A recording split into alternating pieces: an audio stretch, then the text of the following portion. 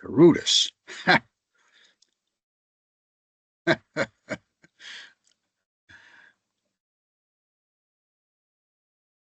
Recording. John, can you hear me?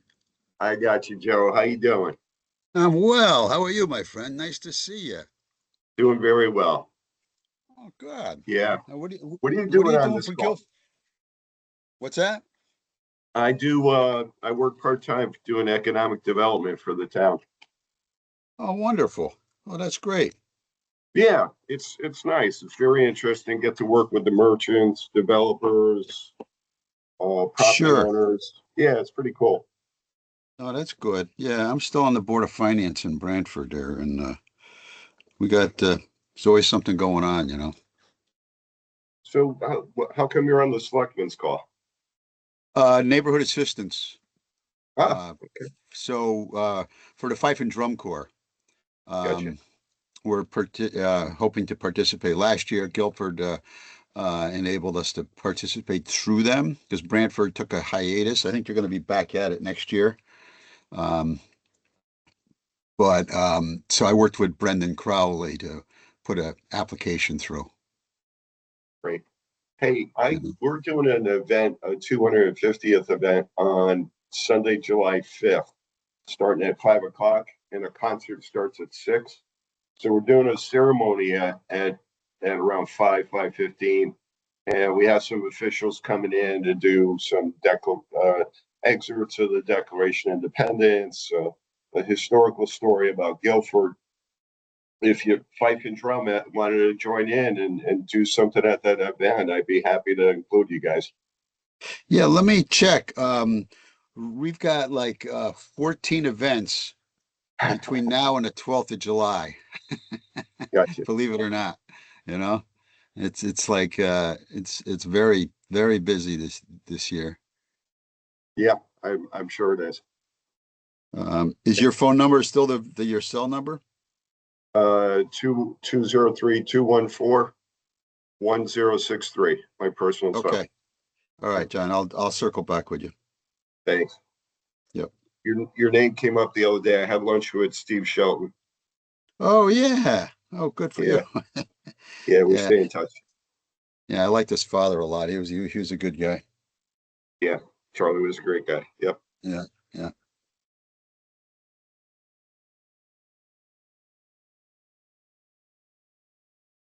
We all go off camera on this one. I go off because I freeze. Where my office is located, my Wi-Fi isn't that great.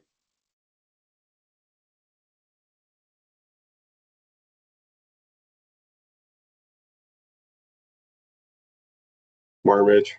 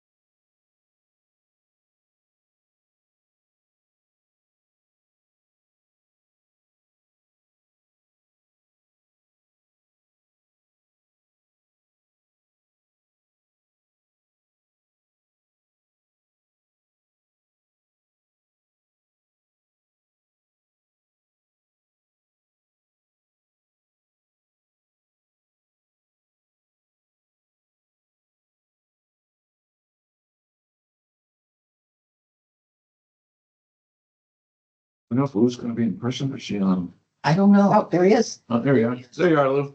Just to answer the question. Okay.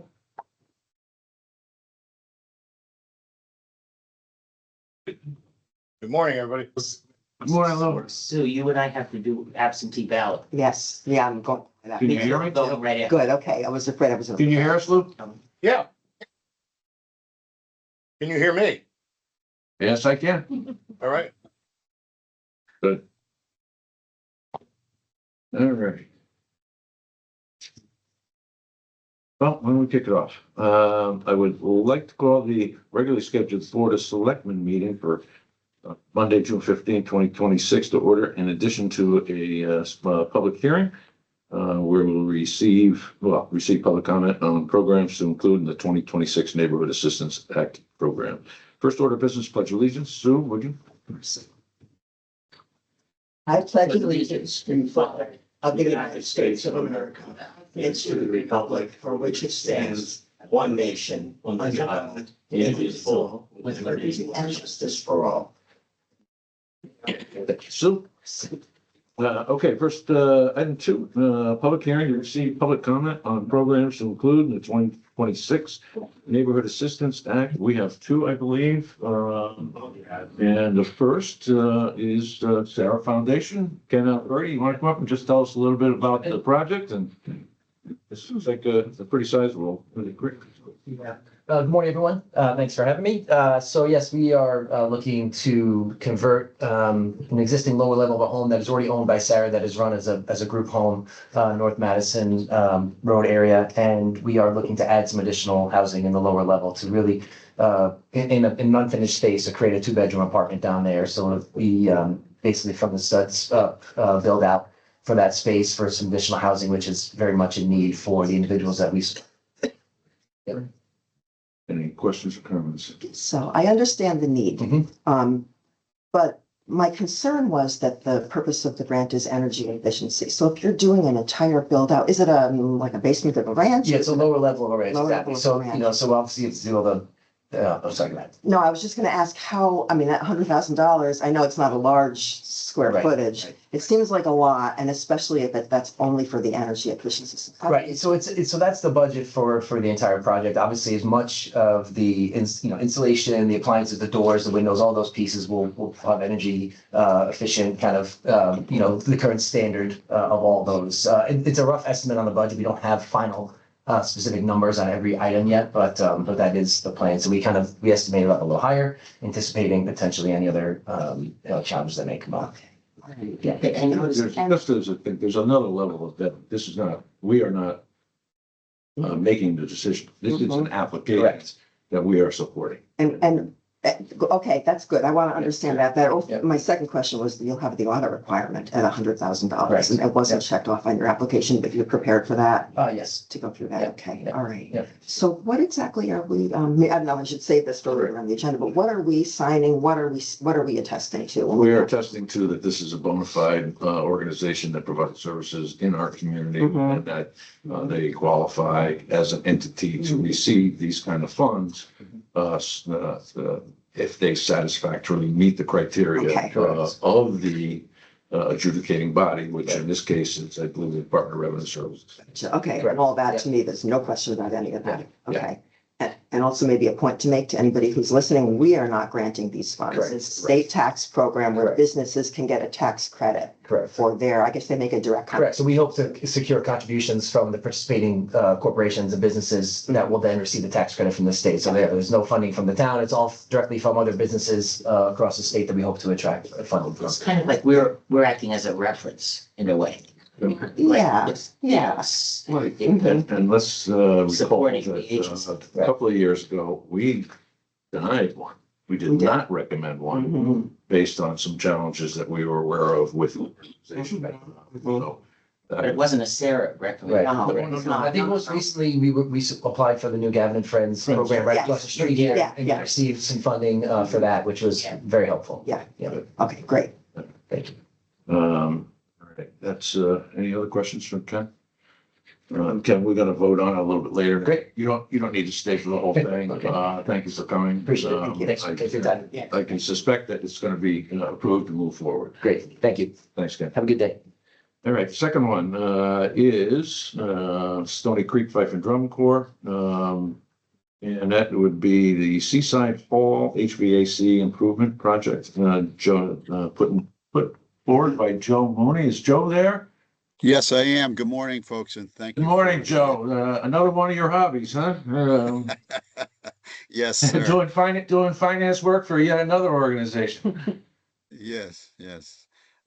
Thank you for the opportunity. I've been a member since I was a little boy, and we own this Stony Creek Seaside Hall at 215 Thimble Island Road in Guilford. And our proposal is to improve the HVAC system by installing a mini splits on the first floor, in addition to having some moisture-proof insulation. Either under the floor or on the walls. And so, and we appreciate the opportunity to submit through Guilford. Brantford, again, is not participating next year. After talking to the finance director, Catherine LeBanca, she believes Brantford may be participating next year. So, but much appreciate the opportunity to submit through Guilford. Great. Thanks, Joe. Any comments or questions? Joe, I'm not sure if I heard you correctly. Sorry, I was a little distracted, but will you go through Brantford as well, or just Guilford this time? No, this is our only request is through you. Brantford does not, they're not participating this year. So I think they've participated since 1983 until last year. And then this year, they're just taking a hiatus. But I believe new selectman Josh Brooks is in favor of the program. Okay, that was my only question, because I saw that it was being built in Brantford, or the repairs are being done in Brantford. But your organization's on Goose Lane. Right. Here in Guilford. Yeah, no, we do march in Guilford. We serve the Connecticut area, as you know. We're out, 30 times a year marching in parades and performances.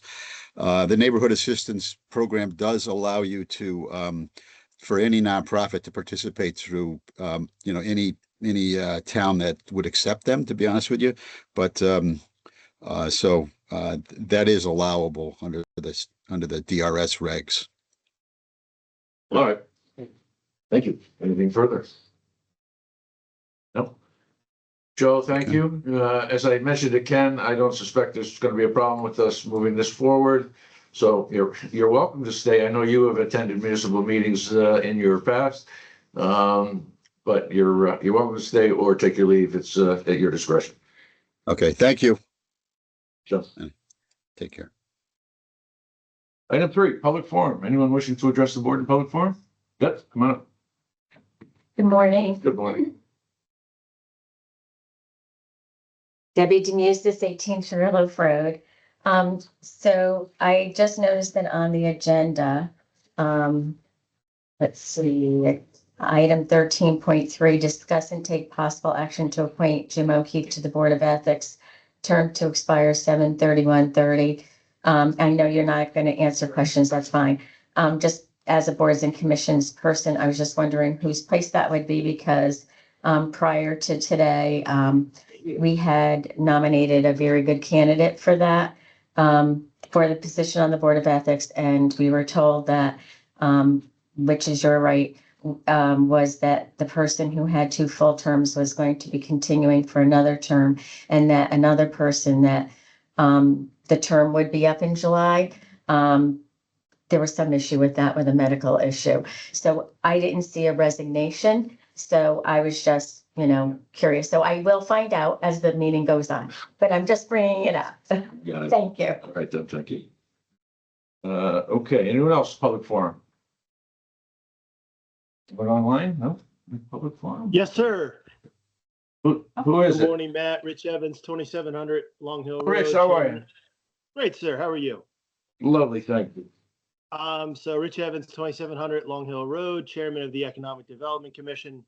Item number 7, you will be taking up the new tax incentive policy. I just want to thank you for that, number 1.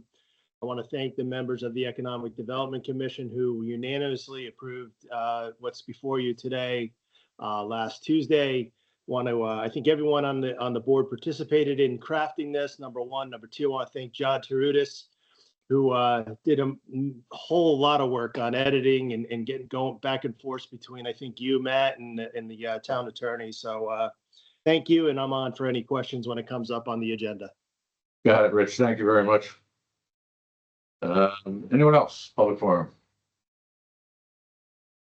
No, hearing none. Let's move on to item 4. Approval of minutes, 4.1, June 1st, 2026, regular meeting. Is there a motion? So moved. Second. No second. Any comments, questions, suggested changes? Hearing none. Let me try your minds. Selectman Federici? Aye. Those in the room? Aye. That motion carries.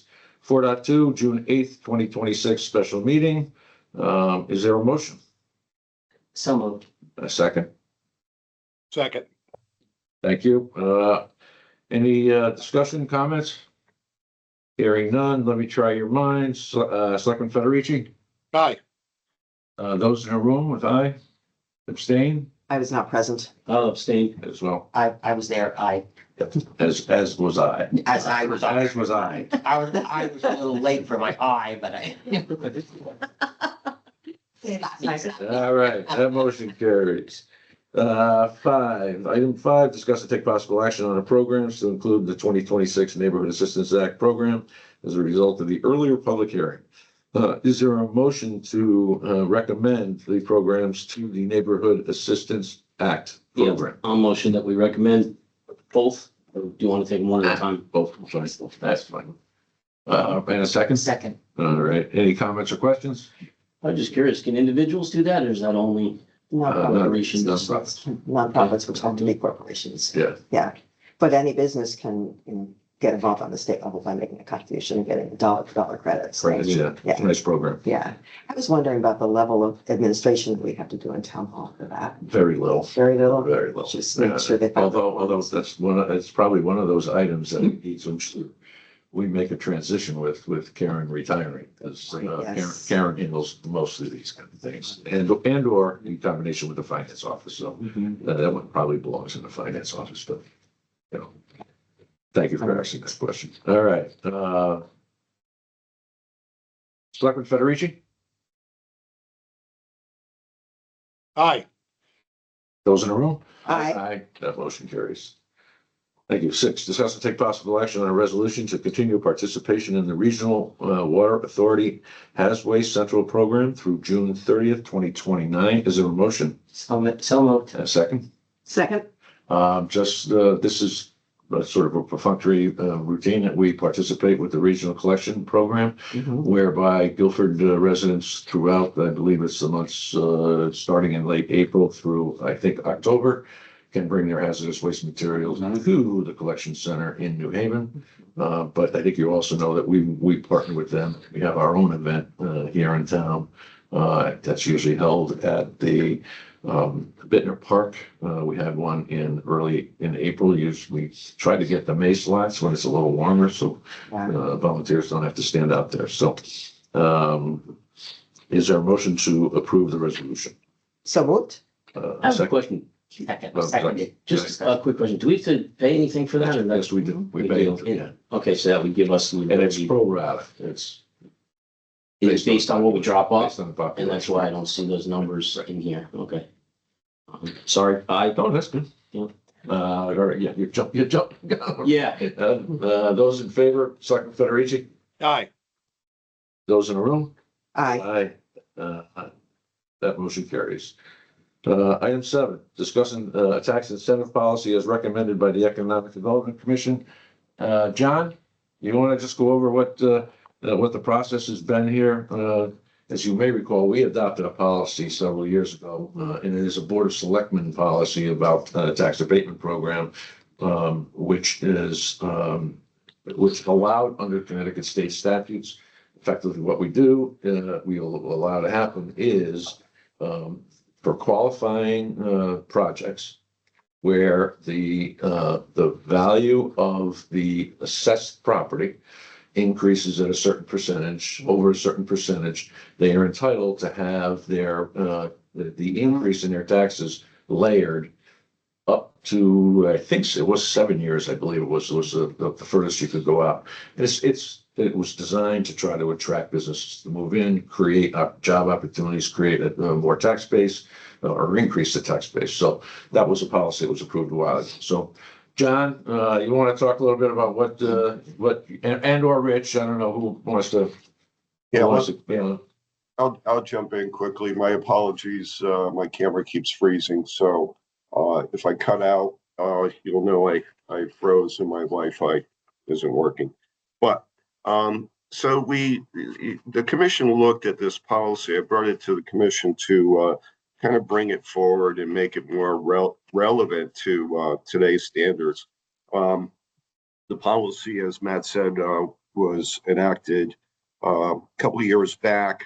To my knowledge, and Matt, correct me if I'm wrong, it's never been applied, or there's been no application for the incentive from any business. So at any rate, we took a look at the policy. As Rich said earlier, we had a lot of discussion on the commission. It was great discussion and great ideas came forth. So we raised the threshold, the dollar value threshold higher, because previously it was pretty low at 150,000. And we tapered back the years that the tax incentive would be applied. I think it went out for 7 years previously. The new policy cuts it back to 3 years.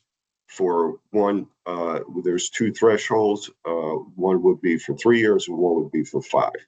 The policy to get approved for the policy, it squarely sits with the Board of Selectmen in their discretion. And the threshold basically is a dollar threshold, and or the creation of 10 or more full-time equivalent positions coming to town. So I'll stop there, Rich, if you have any comment or any.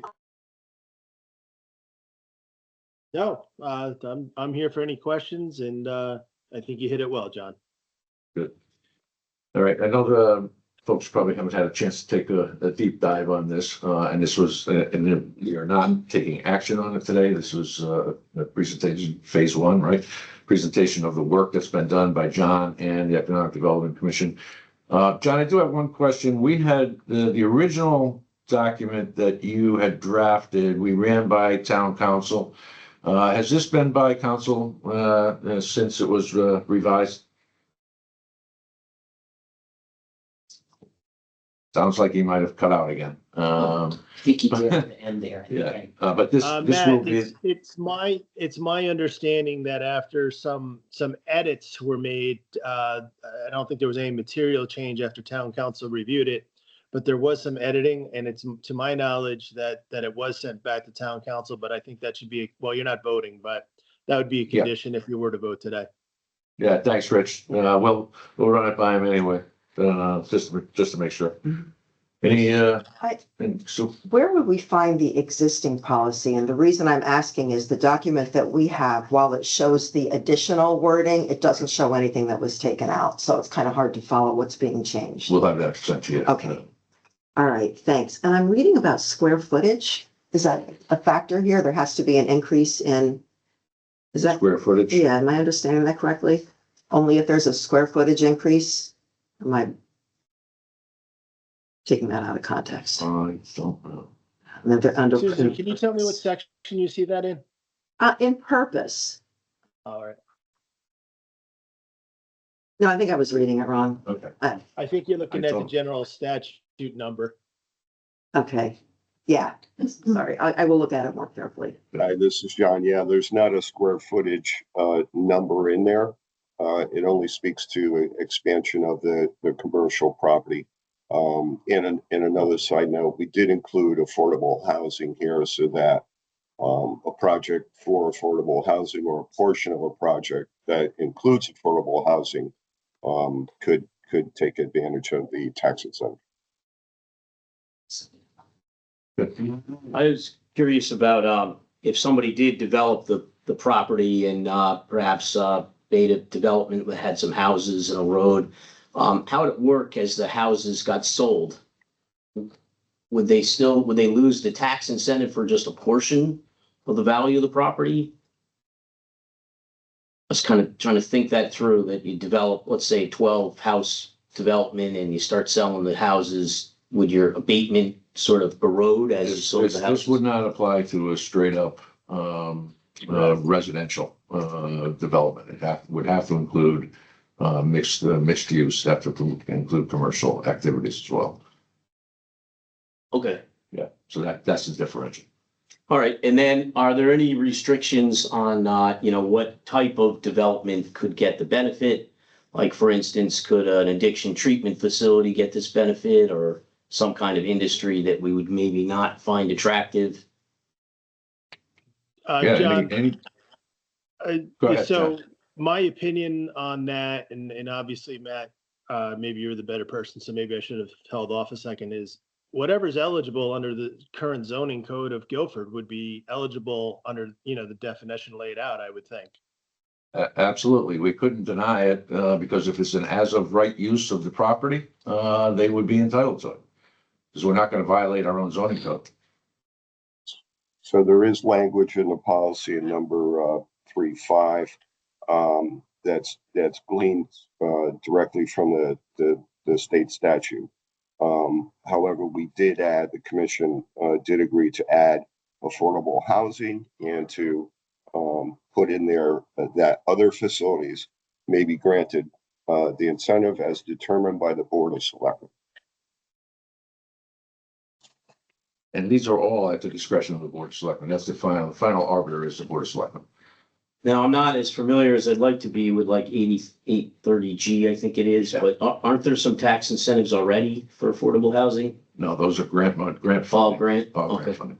So we have a provision for affordable home ownership. We have a tax rebate program that qualifying families or individuals can have a portion or all of their real estate tax abated if they meet the appropriate criteria. That's for home ownership. Okay, I was just wondering if anything was gonna overlap. All right. All right, we will come back to this. We'll appear, I will run it back by Pete Barrett, and we'll put it on the agenda for future discussion and action. If anybody has any questions, please submit them through to Brendan, and he will circulate them to everyone and to John and to Rich for clarification, and or Pete. So, all right, Great. all right. Thank Item you. 8. Thanks, John. Thanks, Rich. Bye-bye. Item 8, consider and take possible action to approve the updated Town of Guilford Employee Personnel Policy Manual. Sam, pinch hitting for Mitch. Just voting for Mitch. Don't worry. Well, last we met on this, we had asked you to do a little bit of research and to determine how frequently this is done in other municipalities, what the state does, and I know that Mitch, and you and Mitch did pull together some materials. Yeah, and we passed it to the board, as well as, in the email, there was also like each town and how they worded their, personnel policy manual. We also put it by the labor attorneys. And the wording was fine. I think we didn't get it ahead of time, right? It's Yeah, I just, thought Mitch sent it to everybody on the No. board from the labor No. attorney. No? No. Okay, is there a motion to table the action? Unless you want to try to. I got some issues with this, and, part of this is that, whenever I was dealing with an employee handbook or agreement, I always thought there was some kind of tacit agreement and that there was sort of this unconscionable bargaining power. So I'm trying to stand up and bring out some things that I'm worried about. So I made a list if you want, so I can, of some items that I Sure. want to ask questions about, so we could pass that all the way on to Sam. 2 weeks Copy for ago, everyone. I'm not sure what's due for logo today. Maybe we could get this to him later. You'll leave it in my mailbox. I'll pick it up from Brendan. All right, and then if we're gonna table it, you can just tackle this later if you want. Okay. Some of them are just questions, some of them are just asking to leave the original language. Excuse me, but I thought on the first, we spent a great deal of time on this, and I thought the only thing that only reason we didn't approve it was there was this one part of one section about political, representation while you're working. So I thought that's what you were coming back with. So, Yeah. Mitch really was hoping to release this on July 1. So Sandy, I've kind of had a laundry list and that was as far as we got. So then it was tabled.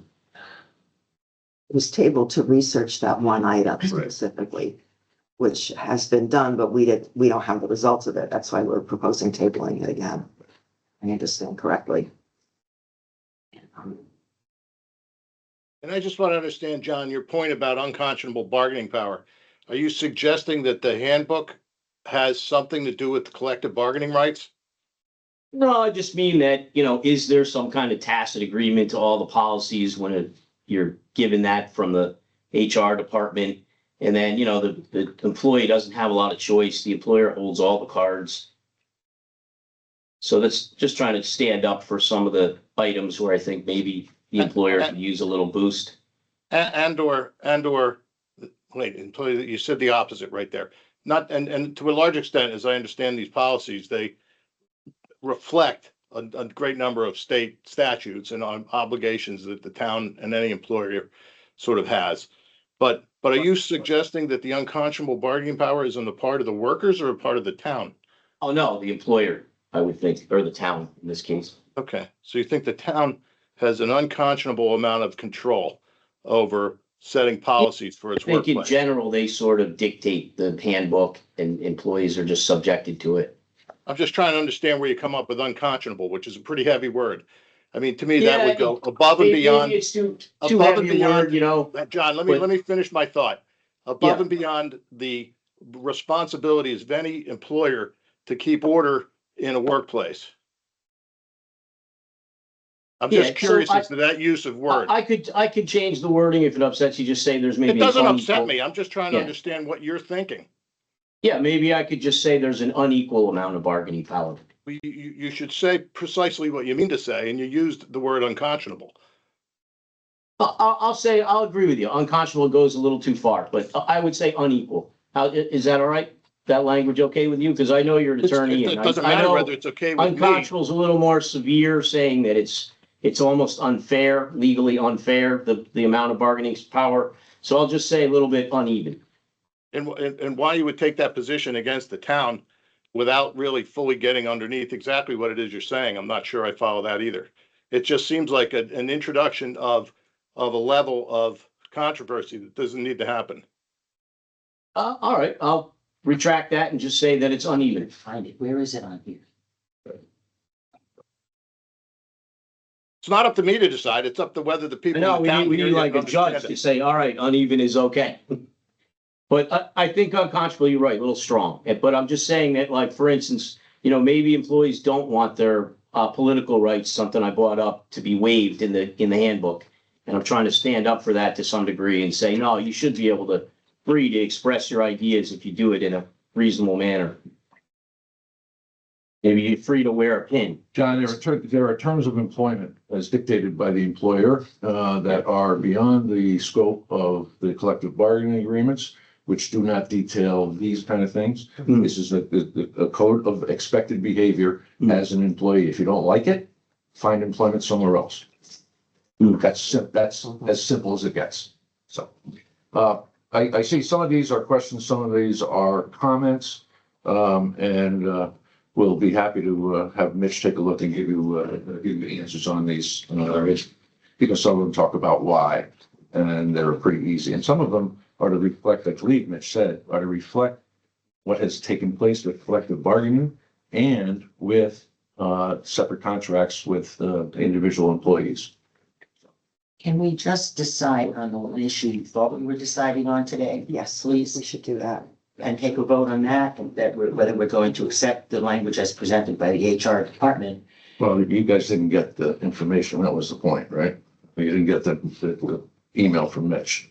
We didn't, no. Yeah. I was going to make a suggestion, and I don't know if having that information would make any difference, because even if all the other towns did say this or didn't say this, my suggestion was going to be that instead of saying, the wearing of any partisan or political buttons, et cetera, perhaps we could say the wearing of any disruptive buttons, or I know, and Well, it puts management in the position of having to interpret something, which I don't like, but we're already there because we use the word et cetera. So, and we talk about excessive personal discussion, which is subject to interpretation. So, and I think that that's okay for management to have to weigh things. But this is an infringement on free speech. I mean, to some degree.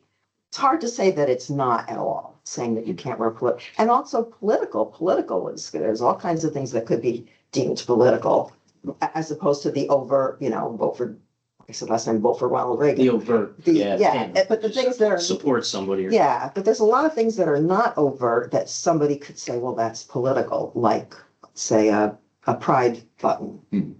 Someone could make the case. So I thought if we open the door a little bit, because the key is the disruptiveness in work interactions and in interactions with the public, and that's not acceptable. We can't function that way if something disruptive is happening. And I think that somebody who's wearing disruptive pins and shirts and things like that, we'd probably have bigger problems with that person other than just this. So that was going to be my suggestion. And I know it makes things more difficult for management. And I know perhaps it opens us up to more risk, but I don't know. I mean, if somebody were to push on this, regardless of the wording, I don't know. So I was hoping we could consider that. Can I ask a question? I mean, obviously you kind of know my position on it. I just would like to go with the original language. Sure. But are you having any real problem with this? I mean, for the most part, are people professional and reasonable about expressing their opinions? We haven't seen, I haven't Like, seen if it's anything. not broke, do we need to fix it? Can we just use the original language? But I think it's an attempt to clean up something that is not currently discussed, decided, or written into that policy. And as you've heard, there are municipalities and state governments all over the country that are adopting this kind of language. It's standard for municipal employees. And again, your point about political. Earlier today, John made a point. He made methadone clinics a political comment. Okay. Yes, Methadone, they don't have anything to do with politics. right, it's context. It's context. Yeah. Okay. So in my mind's eye, I think that the description of political activity and stuff needs to be part of that. Because you're right. It's going to be up to the management to determine and guess or the first selectman on the interpretation. Now that can get political. And that's hard Right, too, right. Because deciding say, what's this and what's that. I could say, no Jonathan Trotter for first selectman and this stuff in town hall, but it's okay to have Matt Hoy for first selectman. So I don't think that discretion, I don't think that discretion should be allowed under management. Right. And which is why the more definitive you are about it, the better it is to protect everybody. True. Or just not restricted at all, like the old policy. The old policy even said it encouraged it, and they took out the word encourage. I would suspect that wasn't meant for day-to-day behavior or activity in performing your job. And we've not infringed upon anybody's rights to support or not support a particular cause, politician, bill, legislation, et cetera. We're not infringing on your personal time. Yeah, and I think if someone's like 24/7 being some kind of an activist or something, there's other rules that apply to say, you're not actually doing your job. Right. And that doesn't matter whether they're internet shopping or, discussing something for 4 hours with somebody. Yeah, so those things are sort of in place already. How long is Mitch's email? There were a couple of them, weren't there? Yeah, well, so we received one. I reached out to CCM to ask if other town municipalities had wording, and they came back with this. this was just on Thursday. Mitch's email, I don't think it was very long. It was directly from Just the wondering, library. if we table this for the moment, for this meeting, had a moment to read his email, could we possibly vote on this, get past this one point? I realize now we're being pushed with these other things, so we won't be able to vote for the whole thing, but I'd like to get past this one point. That's my feeling. Maybe that's not the rest of your feeling. Or just, since we're pushing it, wait for the whole thing. I think we wait for the whole thing, approve the policy in its completeness, and John has raised some questions that are due some answers. Thank you. Would have been nice to have them ahead of time, but answer those. I think I got done at like 2 a.m. last night putting it together. Yeah, It was a lot to go All over. right. Is there a motion to table? so moved. A second? Let me try your minds, Selectman Federici, Aye. those in the room? Aye. Aye, opposed, abstentions. Oh, one more quick comment about that. As we're looking at these, let's watch the dates on them too, because sometime in the past year, the Office of Special Counsel, I think, this is based on Googling. I am no expert on this. But Lou mentioned the Hatch Act last time, which is about federal funding. And I don't know if that relates to any of this, but it's kind of the backdrop for some of the political activity comments. Yeah. And within the past year, the federal office that sort of enforces the Hatch Act apparently reversed itself about this exact issue and found it to be a freedom of speech problem to prohibit it. So if we're looking at a policy from like the one that Mitch, I do remember seeing something from Mitch from the state, and I think it was from before this change was made. Mhm. And I'm sorry, I don't have a citation of the change. I couldn't find anything really succinct, but something happened that changed that. So All right. something to keep in mind as we look at it. I want to make another comment along those lines. I'm glad you mentioned that. And this is, again, I do not want to pretend that I understand the Electronic Communications Privacy Act, because it's probably a pretty large act, but there's some language, I think, in there that says that companies can only monitor for legitimate business purposes and are limited in unauthorized interception of private communications. So I don't know how that applies day to day, but electronic surveillance is pretty new, I think, from the old copy of the handbook where we have, cameras and able to see people's activity. I believe that. Pretty sure legally, they cannot go through your personal emails. Right, personal, that can go through your. They can go through your work email and your work files, but. I don't know. I just made a note that might be something to consider. And then there was also something, and this was also some research with chat and Googling and looking and just minimal, but the consent may be required. So, but maybe the handbook itself is consent that they're aware. The consent is a document that the employees sign when they start on. Okay. That says that we have the right to look at all the materials, electronic and or paper or whatever records are generated as a result of carrying out your duties. We have the right to read those. Okay, and then I'm not particularly opposed to this. I work at a company where we have classified materials, so it's a big deal, and we don't want to betray our country by accident or ever on purpose. But That's a pretty. it's yeah. good goal. Yeah. But there might be concerns with the act itself. So If I could interject my 2 cents for a minute. So all of these extra policies, the electronic monitoring, the travel policy, the AI policy, all of these things are currently separate from the old manual. So when we're onboarding people, we're having them, we have to give all these separate policies. Each one has an acknowledgement. The amount of paper that we're burning is yeah, I can somewhat imagine. ridiculous. So this policy is, to encompass all of these things and just have them sign maybe electronically in a perfect world. Yep. Have them sign it electronically that they received all of these things as one with electronic copy of it so that they have it. All right, and then I think you're satisfying consent. So Right.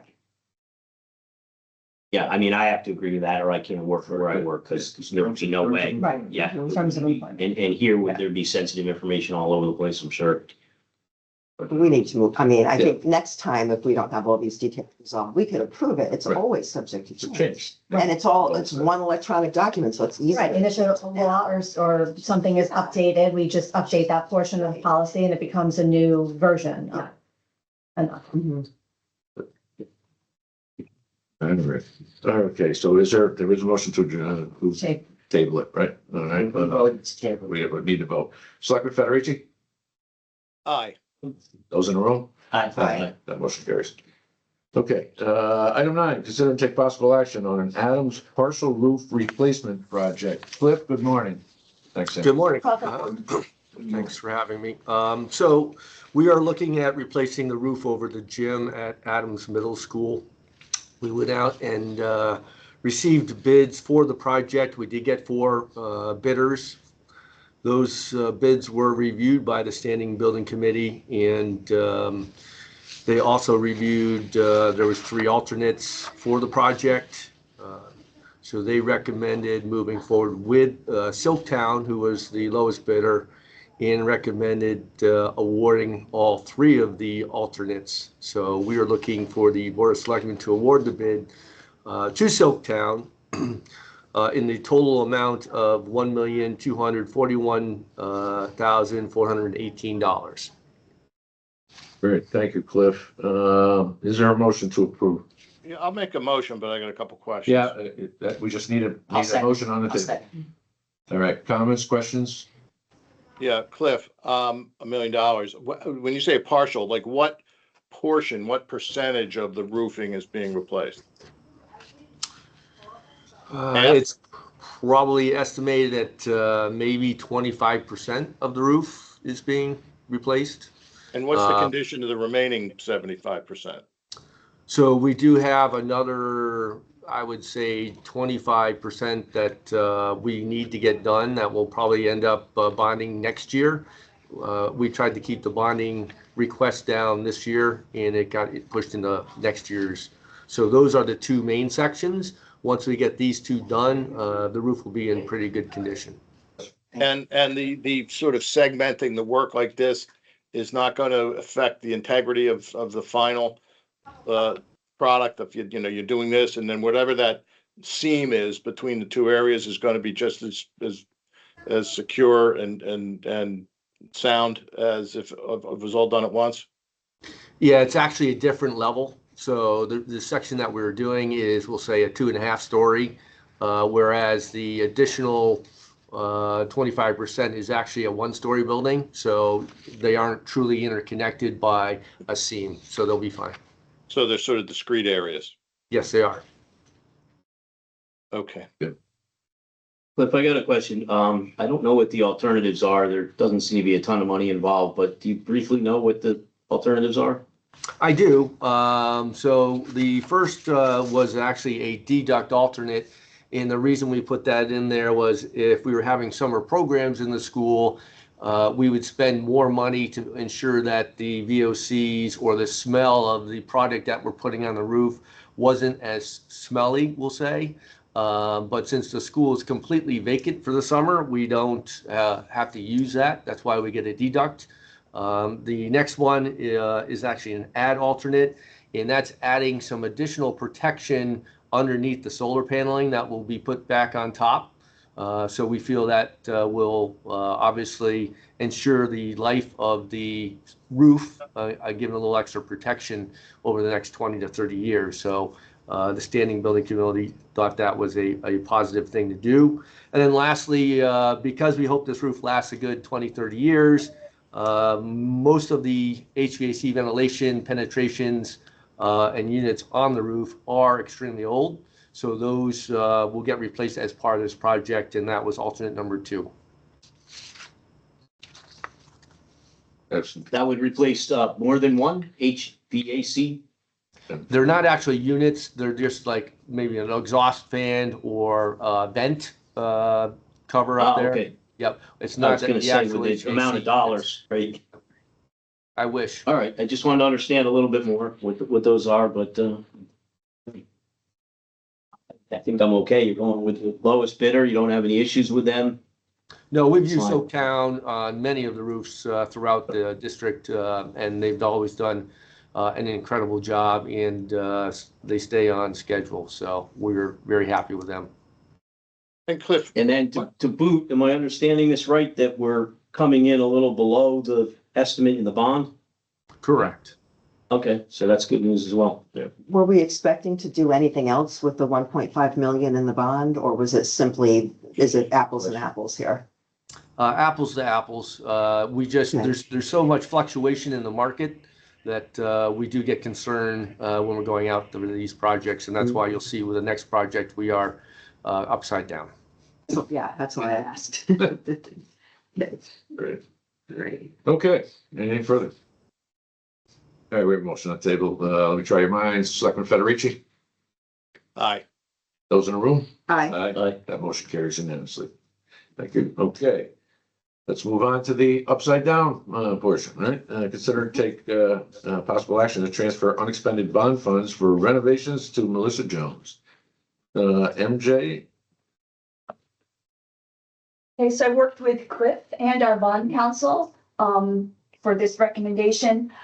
This one's actually moving the surplus from one authorization into the other. The original authorization, as you can see from my notes, is Melissa Jones, but it's a totally different type of project.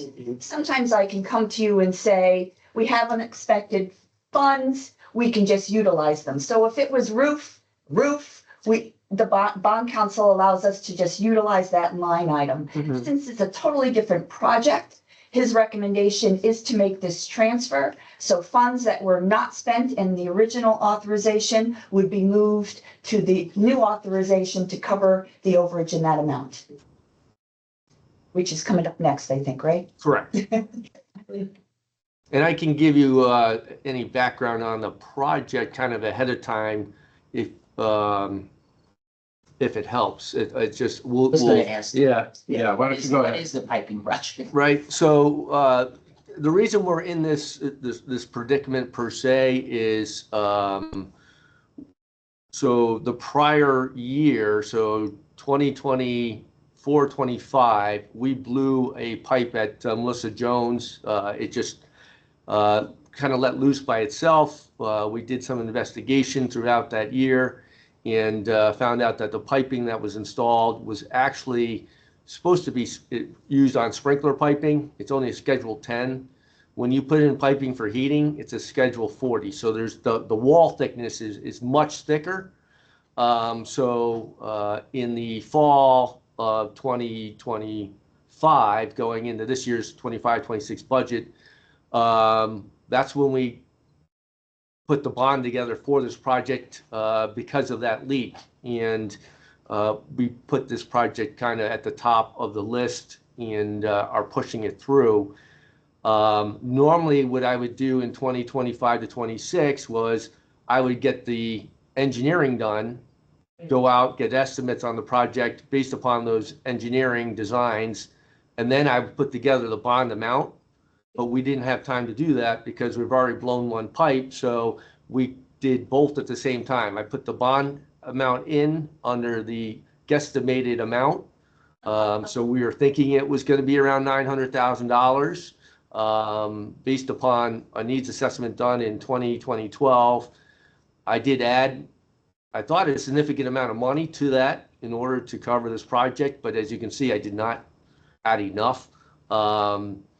Over this winter, we lost 2 more pipes and blew leaks in 2 more areas. Luckily, it happened during operational hours, so we were able to control that situation. If the wind was off hours, we probably would have flooded the building. So we're kind of in a critical situation here where we need to get this done, just so you understand where I'm sitting in this spot right now.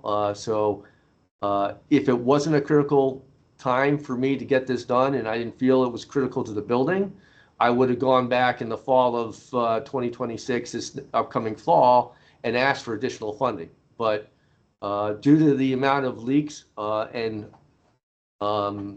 potential for damage to that building, I do not recommend pushing this off until next summer. It would, I think, be detrimental to that building. So that's why I worked with MJ to try to find additional funding to cover this project, because I highly recommend that we do it over this summer. I hope that helps. It does. Can I clarify something? These pipes that are leaking, this is just fresh water? It Clean is, water? it's correct. Okay, Yep. no effluvium or anything, okay.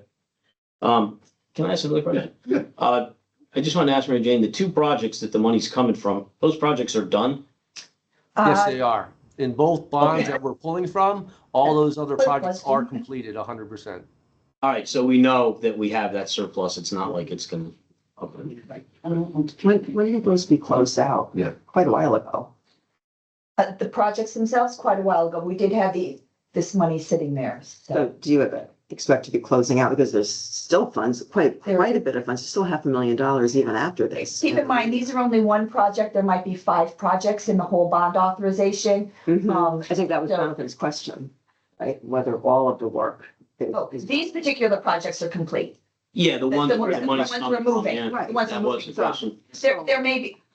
There may be other projects within that authorization that are not complete, but these particular ones are. Okay, so in the larger one, the windows and doors, there's still $500,000 remaining, if I'm reading this correctly, even after we make. We did have a couple of projects in that authorization go over, so that So we're able to do that.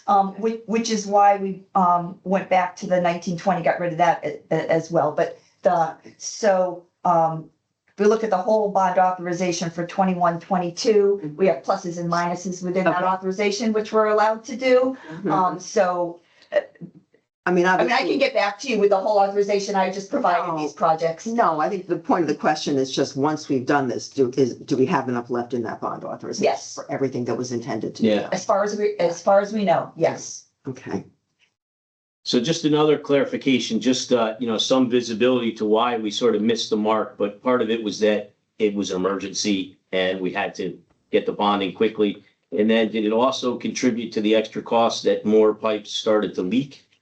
And that the work scope got to be larger? Because we missed by a good amount and. Right. The public It's would a wonder little more why. technical, right? So it's hard to sometimes estimate the projects, and that's why when we normally do a project, right, there's a process that we do to ensure that we get a good estimate before we request a bond. But normally, in order to do that, you have to do the engineering first, right? And since we didn't do the engineering first, we couldn't get that good estimate. Yep. So I took note of that. Yep. And a needs assessment, they do their best to give you a rough order of magnitude, but it certainly isn't, a deep down perfect estimate that you really want to use for bonding. That's why normally we go out and do the architectural or engineering work on top of that to get the true estimate on what it's going to be, because those are normally a rough ballpark. All right, I was curious about something else. It seems like a lot of dollars to fix some pipes. And maybe I shouldn't oversimplify it like that. Are these like underground? Is there some So it's a challenge to getting at combination. them? Yep. Yeah. And you got to remember, we got to tear out all that existing pipe. So you're talking about miles of pipe that go, through the attic. They go up and down through the building through pipe chases. And then from there, they actually do go underground into pipe tunnels, and they travel through the pipe tunnels to the boiler rooms and to the mechanical rooms. So it's not as easy as just, walking through a room, taking out pipe and putting it back. The stuff in the attic, again, you're talking about lengths of pipe that could be 20 or 30 feet. You have to get it up there somehow. Working with the contractor and the architects, we decided the best way to do that is actually cut a hole through the side of the building in order to get long lengths of pipes up there. Otherwise, if you try to bring them up a set of stairs, you're not going to get something more than maybe 10 feet or 7 feet in order to get it up the stairs and make all the turns through the building to get it there. So it is not a simple, in your mind, oh, I'm just taking a piece of pipe and rehanging it where the other one is. There's a lot of logistics that go into it. So it's fairly complex. Am I correct to say that this is not just a patch because the spec on the pipe was wrong? You have to replace the whole pipe end to end, right? Correct. Yep. Good. Is there any recourse against whoever put the wrong pipes in to begin with? You're talking something that was about 30 years ago. I think it was done in 1980 something. So I don't think you'd be able to go back after that company if they are even still. I would speculate somebody that did this type of work probably went out of business in the first place. But that's only my guess. So, Okay. Didn't and realize it just was so you 30 know, years ago. we have two types of, it's not just one pipe system, right? There's actually two pipe systems that we're doing. Both of them are heating. One is a high temperature piping loop, which runs about 180 degrees. And that supplies piping to like fin tube radiation and to the air handlers. And then you have a low temperature piping system. And that supplies water to your heat pumps and some of the other equipment. So there's two large loops that go around the building. Both of those have to get done. So there's a lot of work. Are you comfortable that it can be done before school starts, or is it? No, Oh, I'm sure. No. Okay. it will Do your not be best. done before school starts. We know that. Not The be. good news is that we Oh. are working in spaces that will not affect the students. Great. We've already had that discussion with the contractor that they will have to ensure that they're not disrupting the students and staff, even though they may be working up in the attic space. So they can't be dropping equipment or piping and things of that nature. We will ensure that happens. I want to ask a follow-up question because it was just such an excellent question to ask if maybe there is some liability for the other contractor.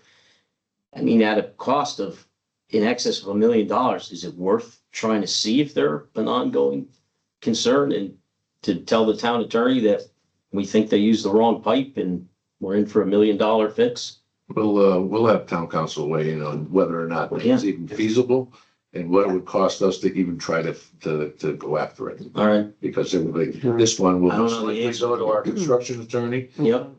which we will pay an hourly rate for to work to do that. So I think we'll start with town council and have him review it and see whether or not it's economically feasible to even go after it. Okay. Yeah. I mean, knowing it's 30 years old, even the right pipe might not be any good. It's almost, for 30 it's years. almost 50 years old. If it's early 80s and we're in 26. Oh, early 80s, yeah. 46 Yeah. years old. So, Cliff, what's the life of, if this pipe had not failed, how long would you have the pipes from 1980 be in a school? 100 years? I mean, how? That's a good question. There's so many Something different that variables. good. I wouldn't, try to guess, but obviously, if a pipe is half as thick or less, then your life cycle, you would imagine. Would be twice These more. these were compromised, but. Yep. I mean, I suppose we could see if the company's in business, but I kind of agree with Matt. Yeah, 46 years. I thought it was 30. You mentioned that's even, We just went from 80 to 20. people are starting to Somehow see too, Yeah. 6. All right, so is there any reason why we couldn't combine the 10 and 11 into one, which would be approve the project with the transfer of unexpended bond funds, or did I think for, council? for bond council purposes, I'd like to have a separate motion, just so I have documentation. Yeah. Okay, so we are talking about transferring, is it $478,000? Altogether, yes. From town bond funds fiscal year 1920, 21, 22, to the bond authorization 26, 27. And because that's the one that we're currently utilizing, right? So that's the motion. Is there anyone willing to So moved. second? Second. Any further Yeah, I have a comments or question questions? before I vote, Matt. If we're gonna send it to council to look at, my thought was to understand if there was a change in the codes. In other words, either the building codes or the material. I mean, I don't know what, Cliff's statement was, they used 10 millimeters or whatever, and now it's 50, whatever. Again, did that change over the years? Like, I'd just be Probably interested did. to know, like, how they made such a colossal SCAF if they did in fact do that, which may kind of be instructive on whether it makes sense to even get to the next question. So I do not believe the code has changed. I believe it's been standard in the industry to use the 40, scheduled 40 piping for heating. The only things I could imagine is something happened with the project and they value engineered down to a lesser scheduled pipe in order to save money to get the piping, the whole project done back in the 80s. I'm not sure that could be one thing that could have happened, or the lowest bidder on the project decided to save money on his own in order to, whatever, either make more money or break even because he misquoted the project and used the Schedule 10. Yeah. And whoever was monitoring the project did not catch that it was a Schedule 10 versus a Schedule 40. Okay. All right, thanks, Lou. All right, let me try your minds. Selectman Federici. Aye. Those in the room? Aye. That motion carries unanimously. Okay, let's move on to 11, item 11. I think do we have enough information, background information on what we're doing? So we're authorizing the entering into an agreement on the Melissa Jones piping replacement project in the amount of $1,385,500. To be expended. Sorry, just to from the interrupt. bond. Yeah. It should be, if I'm not mistaken, the bond amount was higher in order to have a contingency. So got it. Actual bond was 1.35. Okay. Thank you, Cliff, for that clarification. So I revised that to 1.35. Is there a motion? So moved. Second. Any comments or questions? I have just a procedural comment. Cliff, next time you bring something before the Standing Building Committee that we're going to be voting on, if you think and can give us a heads up, I would watch their meeting and maybe avoid some questions, just if you think of it. Sure, absolutely. I'll try to do that. Yeah. Thank you, Cliff. Great point. Good, that's right. All right. So we're all in favor, right? Do we think that, yeah, we voted. We voted. Okay, item 12, review and approve the report of expenditures for town government for May 2026. MJ. Again, Hello, you. Hello, you. No, I'm not sure if we voted on that. I think you had a first and a second. All right, well, But I mean, I don't think there's any issue. I just think we might not have. all right, Selectman Federici, Correct. Aye. those in the room? Aye. That motion carries. All right. MJ. All right. Can't believe we're reporting at the end of May already. Start with revenues. So, as at the end of, May, we are 101.2% collected. Most of our departments, you'll see parentheses around remaining revenue. That means they brought in more, than budgeted. A couple of them that haven't, I just thought I'd make a couple comments. The town clerk's budget is running a little bit low based on the estimates. But through the first week and a half of June, she's already brought in $40,000, which is almost what she brought in the whole month of May. June is dog license month, so we have that money coming in. And I just passed her in the hall with a large deposit. So she is hoping to at least meet that budget.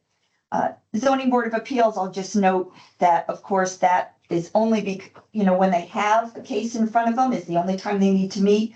We actually dropped their budget in half from last year because there's not a lot of activity in that commission. So that's why they clearly haven't had anything come before them this year because they have no revenue. Golf course, we have put in an additional claim. For, I believe, about $17,000 for that against the insurance. Should that come in, plus the regular revenue that comes in for the month of June, we hope to make that budget as well. A question. Yes.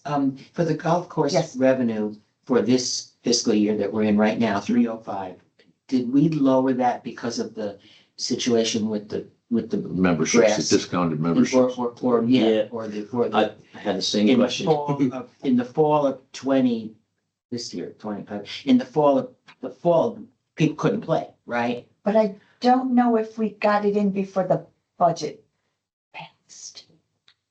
I'd have to get, Okay. I would have to So, confirm because I was that. wondering, is 305, this is the, was it supposed to be like 350 and we dropped it down anyway? No, that's the No. original estimate. That, I think that's the original, Okay. yeah, Alright. I don't, So, but I do, don't think we had the opportunity to but I- drop that. Okay. but Once I a do have a question for you. Yep. The funding, the insurance money that we received for loss of revenue Mhm. in the fall of 2025, which is the same fiscal year that Yes. we're looking at. Did you apply that to these revenue? Yes, so we first covered all of our expenses. Yep. And then all, the balance of that all went into revenue. Okay. So this includes So the it's first payment First payment. for insurance. So the money that we've collected so far this year, 274,000, has some insurance money. Correct. That's Correct. So there's a balance of 54,000 for the month remaining. Well, that's how much was brought No, in. I'm sorry, there's a balance of 30,000. 30, right. So you think we'll make that? We're hoping to, yes, Okay. yeah. And can I go back to building? Oh, of course. So building, it looks like, whatever fees come in for June, it doesn't look like we're gonna get $250,000 in, right? Yeah, so we talked last month about that. Oh, I'm sorry. We have a large project. We have Oh. not, Okay, there's some discussion over those fees and we have not received okay. fees for that. So So- what we anticipated coming in this year may not come in until next year. So the 880 estimate was not really wrong, it's just the timing of some of these fees. It's not really wrong and it's not tied to any one project. It's, the 880 was based on the best information we had at the time. Obviously, if one project doesn't go through or, it can put the whole cycle off. So, Okay, I got it. we don't budget And specifically I remember project this by now. I've project, forgotten yeah. about the although the timing of the revenue of the permit fees for Guilford Village West will create some dramatic swings one way or the other. Correct, yes. All right, I believe the first round of permits that they pulled was in excess of $110,000 worth of permit fees. Right, so, I don't know, is that in there, you think? I think portion of it is so far. I think about half of it is in here so far. All right, well, the good news is revenue is, we've already collected over 100%. Right, I estimate, the revenue, for June 30 to be somewhere around $2 million surplus.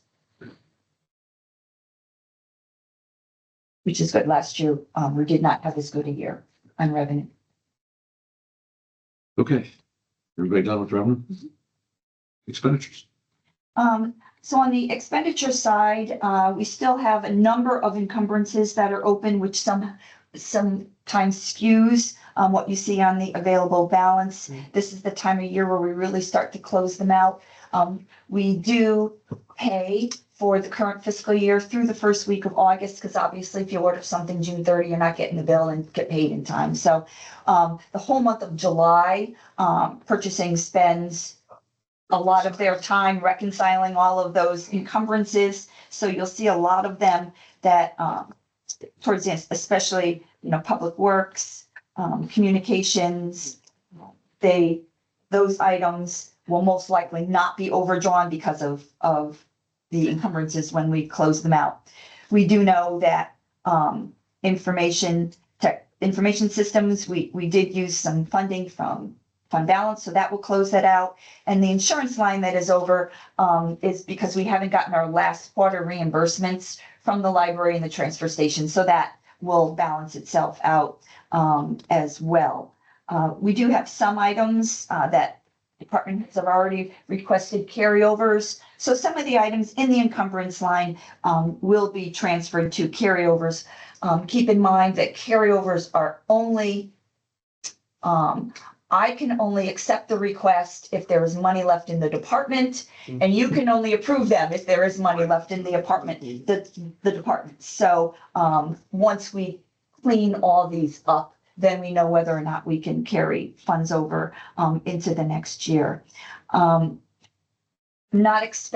do expect to have a surplus on the expenditure side. I don't expect it to be very high at this point unless something that I'm not aware of comes through over the next month. So I expect the surplus for the end of June 30, 2026, to mainly come from the revenue side. Okay. Questions? It just looks all good. Police and fire. Looks as if Well, Looks as if police is in pretty good shape, yes, the police is in good shape. almost to the extent that it'll wash, fire. Typical, should I say? So fire, you can see fire has, almost $150,000 worth of encumbrances. So we working closely with fire this year. This is the first year with a new budget for the new fire chief. And so we are looking at more of a 3-year process of really bringing that budget in line, because it's hard to go from one to, especially this budget year, to really sit that in line. So next year with partial EMS for peak services, and again, looking very closely at the expenditures, next year's budget, will work to even hone this in even better. That's our goal. So just maybe ask you a little bit about Public Works. It looks like they went over on summer and winter maintenance, and that's kind of driving.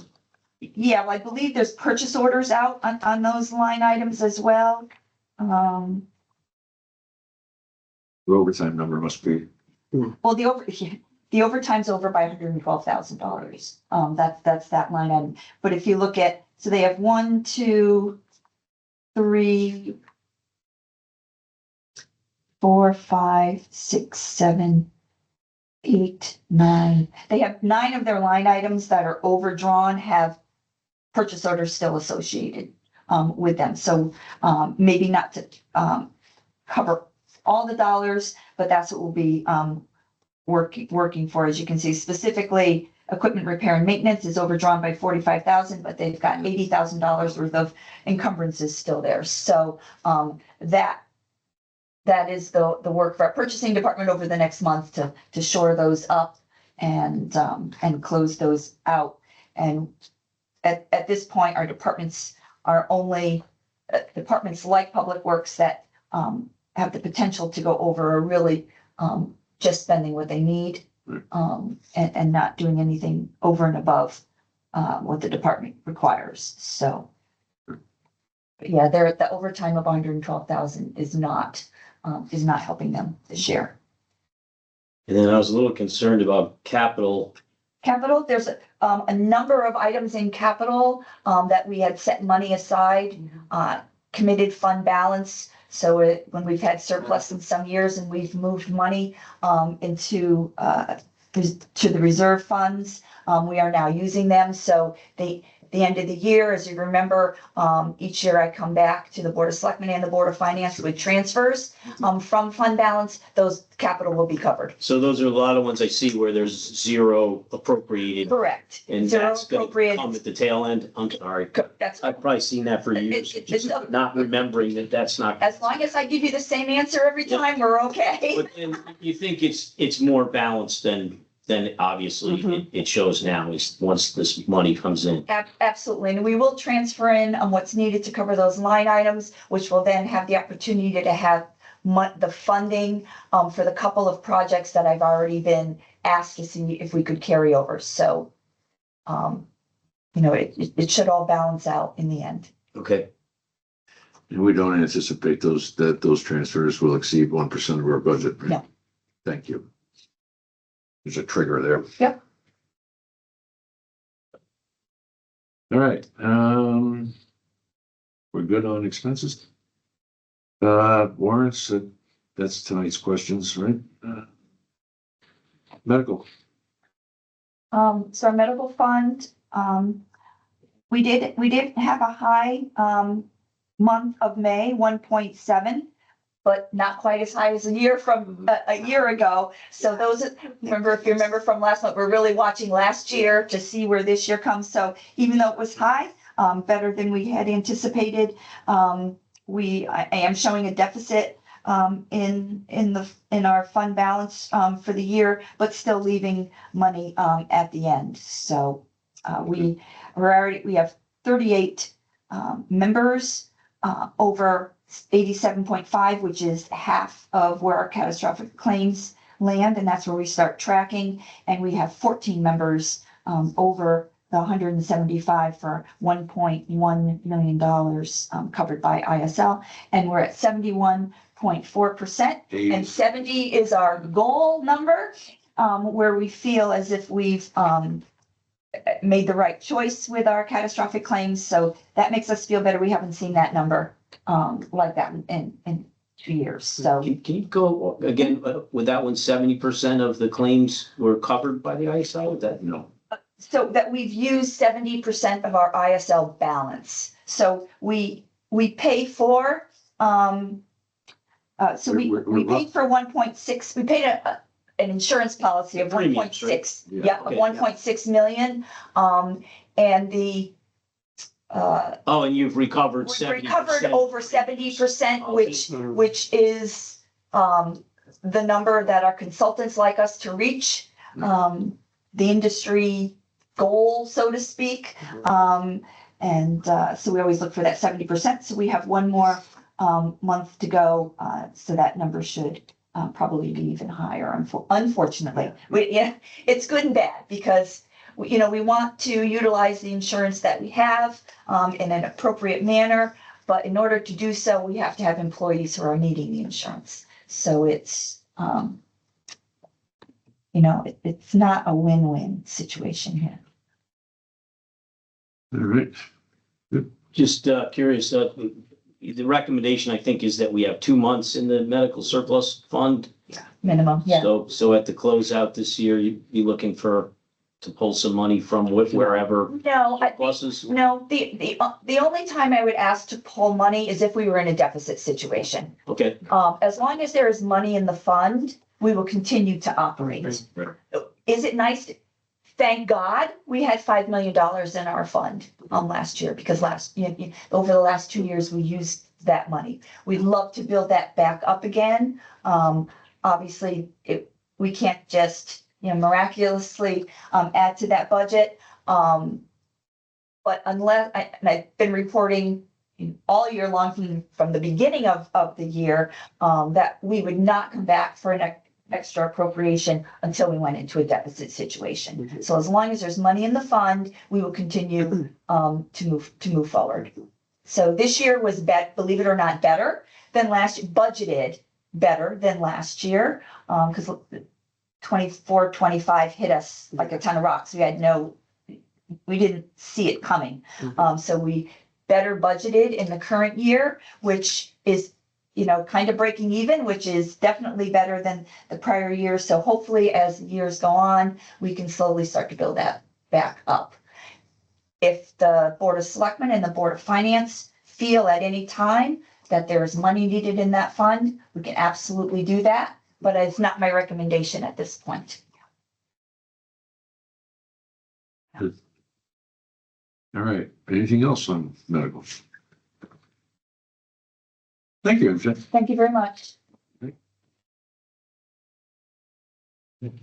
Item 13, appointments and resignations. 13.1, discuss and take possible action to accept Jennifer Baldwin as the Board of Education representative to the Land Acquisition Commission. Is there a motion? So moved. Second, Let me try your minds. Selectman Federici. I'm happy to vote yes for that. I'm just sort of curious, that feels like that's something that typically comes to us? Isn't that just sort of internal business to the Board of Ed? I think it's just an acknowledgement that she's being put on there. So Okay, Maybe because it is at the recommendation of the offering board and commission. Yeah. that's fine. I'm just curious as to the process, that's all. Yeah. So all that's an right, we'll aye try in it. that case, if it's on the Aye, table. okay, and then those in the room? Aye. Aye, opposed, abstaining, I recused. can abstain. I just have too many concerns right now about Okay. these appointments. Okay, And, I'd actually like to bring them up before we go on to the next item. Well, we're gonna have, if it pertains to the next item, It does. we can talk about it after the motion. Or new business. Done. Or old business. Item 13.2, discuss and take possible action to appoint Blaze Levitan to the Safe Streets Task Force. Is there a motion? So moved. A second? Second. Comments or questions? Just comment, it's interesting that he's the chief operating officer of Branford Public Schools. I did not know that. Yeah. Yeah, interesting. And He he's used to work also, in Fairfield County, but he made a change. Ah, okay. yeah, changed Great. his life. Yeah. Great. Gave himself 2 hours of commute. Yeah, All right, those in favor, Selectman Federici? Aye. Those in the room? I, Aye, that motion carries. I'm gonna abstain. Okay, 13.3, discuss and take possible action to appoint Jim O'Keefe to the Board of Ethics, a term to expire 7/31/2030. I'd like to make that recommendation. Is there a second? I- Or you make the oh, you can make it. No, it's less appropriate. I want for the chair to make it. Go ahead. Okay, I did make the motion that we appoint Mr. O'Keefe to the Board of Ethics. Oh, I can say second? Yeah, you could. Oh, okay, second, thank you. Well, here's Yeah, okay. obviously Comments or right questions? concern. I want to answer Deb Demusis's question, which was which seat is he replacing? He's replacing Ken Wilson, who's on an expired term. All right, and once again, state statutes allow for them to continue to serve until they are replaced. That is a state statute which we take advantage of when it's appropriate. Just wanted to clarify for the record that's the seat that Jim O'Keefe is going to be taking. John? So my concern here again is I don't feel like our applicants are getting a fair shake. We recommended Gina Foster to the Board of Ethics a couple of weeks ago, and she's never been considered or added to the agenda to be considered. And I think it's unfair that she wasn't considered, even though Ken, who can serve till he's replaced, could have potentially been replaced by Gina when she was recommended. And I guess he's been in there for a lot longer than 120 days after 2 terms. What's the 120-day magic? No. I just think Oh. that if somebody applies when someone's been in there for 120 days, I think the charter may say, yeah, you should replace them with whoever applies, like Gina. It's not a first in, first out situation, Jonathan. All right, well, I just We've been over that. feel that this innumerable was times. completely unfair that Gina was not added to the agenda. And I'd like to motion that she is added to the agenda. She's also considered by this board. She's a quality applicant, and we put her up in good faith a couple weeks ago for this position, and it's just ignored. Is that a motion? Yeah. I would motion You can't that we- put a motion on the Yeah. floor during a open motion. That's why I wanted to bring this up before. So in the future, maybe it would be better to ask to add it to the agenda, make a motion to add it to the agenda. I did, but the first selectman said he wanted to wait till there was a motion. I'm gonna tell you honestly, Jonathan, it wouldn't have covered, you wouldn't have carried it. Didn't matter. But Lou? I guess I have just a different question. You keep saying something's unfair. Explain to me, these applications and assignments to the various boards and commission are within our discretion, right? We're in agreement on that. It's the board, it comes to the Board of Selectmen for a reason. They come through the first selectman's office to get scheduled on the agenda. Is there any dispute about that fundamental process? Jonathan, this is a I question. don't think it's fair to never have our applicants added to the agenda. I don't think it's in the never is an accurate spirit of the statement. minority rules, and I just think it's wrong. Wait, I think 13.4 is. I was gonna say the next applicant is a Republican Yeah. applicant, On his application, I think he said independent. not 13-4. No, we didn't, 13, Dan Lamberton, so. Oh, I'm talking about this applicant. But he said they're never added to the agenda. We're pointing out that. Yeah, I'm saying that Gina, we recommended Gina, and she was never added to the agenda to be considered. I'm just trying to understand where the fairness standard is. Is there some frame of reference that you can give us where we can sort of be guided by, we need to be fair to people? Yeah, I think these boards and commissions need to be balanced, and that when people from our party are put up or qualified applicants, they should be considered and placed on these boards. And when you say our party, you're speaking as a member of the Republican Town Committee, not As a member Republican of this Party, yeah, board. absolutely. Yeah. Okay, so You know, in terms of your role as a Board of Selectmen member, where is this fairness standard articulated so we can all be applying it the same way? Is it fair? Is the same thing fair to one group of people versus another group of people? And I can sort of add that it was up until just this moment that it never occurred to me that Jim O'Keefe was an independent. And I appreciate that we've been through this process and why the Republican Town Committee is in this pickle that it's in. And the fact that Jim O'Keefe is not a member of that committee has absolutely nothing to do with at least 4 people in the room here. This has nothing to do with Jim. This has to do with that we recommended Gina and she was never added to the agenda. Has everything to do with Jim. You think it's fair that Jim is no longer able to list himself as a Republican in this town? I bet he would say that's not fair. That's completely up to Mr. O'Keefe. I'm just saying that we're putting up an applicant and this board doesn't add them to the agenda and consider them, and it's just not fair.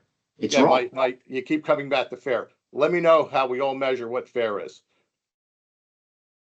Hey, John, at the end of the day, let's also have a conversation, a real conversation about the political aspect of this. This board has 2 Democrats, 1 unaffiliated, 1 independent, and 1 Republican. In all honesty, would you expect that the majority party, the Democrats, would give away a potential majority on the board? That's the reality of the politics of it, Jonathan. Well, right. You seem so happy to Right talk now, you're about. voting on an independent, not a Democrat. Right, but So you would be giving up your majority and allowing an independent to grab a seat. No, there's no majority amongst Almost talking But the about other- the independent party as if they're like an extension of the They- Democratic Party. they are not. You're making that presumption. You always say that, but. Right. No, I'm just, the only thing I do is Wait a refer to second. their I just refer to their website. Yeah, they, most of them, They said they're a But they- fusion party with the No, Democrats, most- whatever most- that means. most of the independent party, particularly the ones who are serving in elected offices, are former Republicans. Yeah, And they're people who have not changed their opinions and their views. They're the Right. same people they always were. And any evidence of independence probably comes from the Board of Finance's decisions that they made in terms of the size of the cuts. Those were largely dictated by the independent party. yeah. I see a pattern where our party, which has about 1/3 of the registered voters, is obscured from these boards by not allowing them to even be considered on the agenda. And I don't think it's right. I don't think it's in the spirit of the minority rules. And I think this pattern of always putting independents in seats that potentially could belong to another party like the Republican Party that has a much higher registered voter base is not fair. And the representation's upside down. I mean, I've said it since the beginning. I mean, I'm just being honest here. Yeah, let me This see, is let me what's going see on. if I Well, can repeating it recall doesn't some make it numbers. right. Yeah, let me see if I can recall some statistics. There are 21 elected board members in this town. Between the Board of Selectmen, the Board of Finance, and the Board of Education. How many of those are elected Republicans? Is it 2? What's the math? It's a little less than 20%. But on the Board of Finance and the Board of Education, the Democrats aren't restricted to a number of votes. They can vote for anyone. So then when they're given a choice, oh, should I vote for a Republican or should I vote for an independent? They're voting for the independents and there's that leverage. And I think it's wrong. I think it's causing a disbalance in our system The and people, we are underrepresented. and the people have voted the way they feel they should be represented. And that is manifested in the fact that only 2 Republicans are serving as elected officials. That works out to less than 20%. And I'd be happy to apply that to this in totality. So I've never claimed, Which I've never claimed it's a technical violation of minority rules. The majority party is entitled to have a bare majority on the boards. I'm just saying it's not in the spirit of the minority policy because you're leveraging this smaller party and this larger party is never getting the representation that it deserves. And we're out of The bounds. spirit of the majority rule has Minority. nothing, and, it's a majority rule. It's a majority rule. does not protect any singular non-majority party. There is nothing that dictates that one party out of three has to have a seat. I agree. It only says who gets the majority seats. No. Right. How many I mean, this is a, you can this is a have. pretty straightforward provision in our charter. I mean, it's literally one sentence. I'm sure you've read it, right? The number of members of any one political party who may be elected to or serve on any elected board or commission shall not exceed a bare majority of the whole membership of those boards. So it's interesting. It's titled minority representation, but as Matt's repeated here, it's a bare majority rule, and it's designed to prevent one party from just absolutely having every position, which is precisely what we've done. We happen to have three parties, and the fact that your party happens to be on the outs at the moment may be a bigger reflection on that, and maybe the way to sort of solve some of this representation on some of these boards and commissions is to change some of the approach that you're taking. Why should everybody else change what they're doing? What's fair about that? Well, I agree with the language that you've given me. I think that is the language, not having it in front of me. And I agree that the majority party is entitled to a bare majority on all the boards. But this pattern of leveraging the independent party for the minority seats is just not in the spirit of the charter and its intent. But you make it sound very evil. I mean, what was the name of the person that you were hoping to get on? Gina Okay, Foster. She may be very good, and I don't care whether she's I, R, or D. I sat here thinking Jim was an R too, till I glanced. So we all picked, in my mind, I speak for myself, I'm voting for the person I think is going to do the best job for the commission. And I thought he was an R. It turns out he's an Well, I. I didn't even know that. Gina's not even in the running. So how, But there's only how one. could you say, how There's could only you say you're one. picking the So- best one? Like, she's not even on the agenda to be considered. I make the record. Yes. I know, and that's within your power. I didn't question that. I'm just saying that I don't feel like it's in the spirit of the rule. The rule was supposed to give some kind of balance. And I see this pattern where our candidates are always pushed aside. And then these candidates that come from what they call the fusion party, they seem to get these seats. If you keep saying it enough, will it eventually become true? It's right on their Fusion website. I think it's a fact. Yeah, but the reference you're published on using, their site. the reference you're using, is the Democrat and Independent Party has fused. That's what you are suggesting. No, I'm just telling you what's on their website. I think it's unfortunate that we're not my suggestion. connecting. I didn't even come up with the word. I think it's unfortunate that we're connecting this conversation with the appointment that we just made. Yeah. Where three of us who've known Mr. O'Keefe personally for a very long time. I can't think of anybody who'd be better on that commission. And I would love to see Gina Foster on representing the town on a board or a commission, but this is the right decision. So, and it's also, at any time, you can make a motion to, if you want to change the agenda, you can make a motion to do that. Well, I tried to do that. You told Probably. me to wait till there was a motion on the floor. Well, I'm not talking about in the heat of the moment. I'm talking about in an orderly fashion when you see the agenda and you think, why isn't so-and-so on the agenda? Let me talk to Matt. Let me talk to Brendan. Point taken. So am I in procedure if I put a motion that we table this appointment of Mr. O'Keefe until we can have time to add a Gina to the agenda? I don't see any need to do it. You already have, there's gonna be 4 votes. You're probably not even gonna get a second to your motion. Well, so All right, but I'll motion that we table this. I motion that we table this consideration for Jim O'Keefe. Is there a second? Right. Okay, as to the underlying motion, before we move on, I kind of want to touch on one other thing, because really, Jonathan, you can make statements and it's helpful if they're currently accurate. I have the advantage here of having the computer in front of me. Okay, I have the Independent Guilford website up. Now there's a number of tabs, and I'm not going to tell you to scroll through every tab, but the landing page does not seem to use the word fusion. Just go look at their timeline, Luke. Their timeline was a board of education election, where candidly, the then relatively new Republican slate got annihilated. And I mean that in the most historic political sense, okay? And was there an effort by the rest of the town to keep the Board of Ed constituted in a fashion and moving forward the way the community wanted it to have moved forward? Without a doubt, that's absolutely just historically accurate. And whether some people decided to call that fusion, some people decided to call that a way to kind of maintain the integrity of the system. There's a lot of ways it could be categorized, but it's not there anything to do with the independent Guilfords as a core function. That was a real specific event that resulted in a real specific outcome. And I would suggest you bring that up with the independent Guilford people and see what they say about it.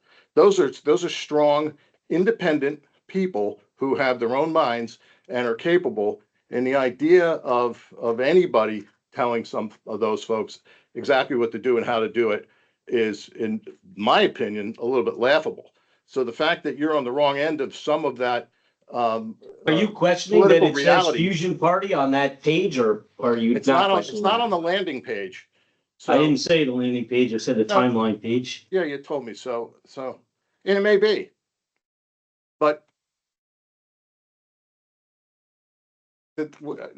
I'm not sure how There- that's germane. is there I'm not sure how that's Picture on ultimately that germane page to that the says argument. vote line A and C. Yeah, you and I are talking about the same event. You want to revisit that election? But what's the line I used in the past, Lou? Look in the mirror to figure out how it happened. Right. Simply look in the mirror. You threw out. This is an interesting argument. You can't, and again, if you use the word fair again, I'm going to call out for you to explain to me where we're going to use the definition of fair and fair to whom and when. And I would start with Mr. O'Keefe in this specific circumstance of this specific motion before us. I think he's a fabulous candidate for this position. And his current circumstances, whether he thinks it's fair that he ended up where he ended up, maybe he did. Maybe things work out for the best, and maybe he would say that. But in real time, as he got sent from a party, I think he probably associated with himself probably his entire life, I suspect he didn't think it was fair. I don't want to speak for him, and he's welcome to do it if he feels like it, chime in on this. But for this motion, for this candidate, I'm a hard yes. I don't think it's within the spirit of the minority rules to leverage a fusion party to fill minority seats that would otherwise. Can we belong- agree there's no such thing as a minority rule? Right. There's no The- such the thing caption- as a the minority caption- rule. I think in the Caption, charter and the majority statute, it's referred to as the minority rule. No, it says minority No, it's representation. Matt, Minority representation.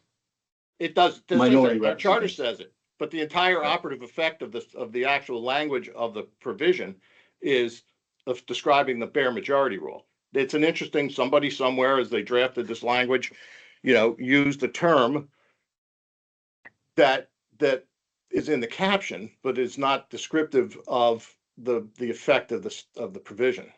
I read you the sentence. We agreed what the sentence said. All right, I'm gonna call the question. All in favor of Mr. O'Keefe? Aye. Those in the room? Aye. Opposed? Opposed? Noted. 13.4, discuss and take possible action to reappoint Dan Lamberton to the Standing Building Committee with a term to expire June 17th, 2030. Is there a motion? So moved. A second? Second. Any comments or questions? Let me try your minds. Selectman Federici? Aye. Those in the room? Aye. Aye. That motion carries unanimously. Do you happen to have the makeup of that committee just? I do have it right here. Standing Building Committee is represented by Anthony Alberto, who's a Democrat, Dan Lamberton, Republican, Adam Tulin, who's a Democrat, Dave DeMayo, the chair, is an unaffiliated, Peter Rader is a Democrat, and then James DeMayo is a Republican. Will Thompson is unaffiliated, and then there are two alternates. Kevin Burke is an unaffiliated, and Michael Tyree is a Democrat. So there's no eyes on that entire. No eyes on it. Standing, Exactly. just as a building. So on appointments to boards and committees, I did want to ask as well, we have candidate John Jagajski, who has said he's got interest in sustainable Guilford and public works. The last communication we received was that you would reach out to Terry Kane and that you can facilitate a co-variation, which I wasn't exactly sure what you meant by that. So we're wondering if he's gonna still be considered for Sustainable Guilford. And then John Jagodski has also submitted an application for Public Works, so he's also interested in that committee as well. And then also waiting on another applicant, Jeff Beeman, for the Historic Commission, and we left off with a communication from you that you are personally interviewing the applicants. And the question is, will you interview Mr. Beaman? Beeman? Yeah, I will interview him. As far as Terry Kane goes, I do not know. The last time I talked to her, she was fully aware that she had the opportunity to interview John for that role if they in fact need additional resources on that board. So that's not a board that has an opening, it's just asking to, because it's a committee, right?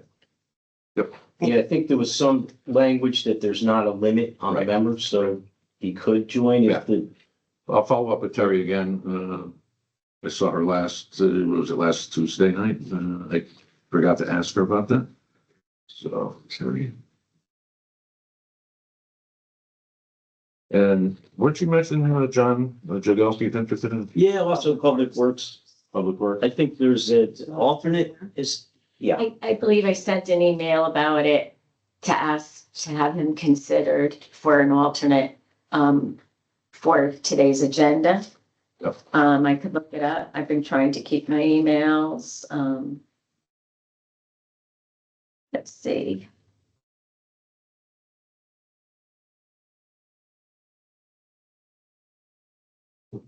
Currently, there are two Republicans, including the chair, on that board, two Democrats and one unaffiliated. So I believe I said that on 6/10, so it was last Wednesday maybe, or last Tuesday. No, please.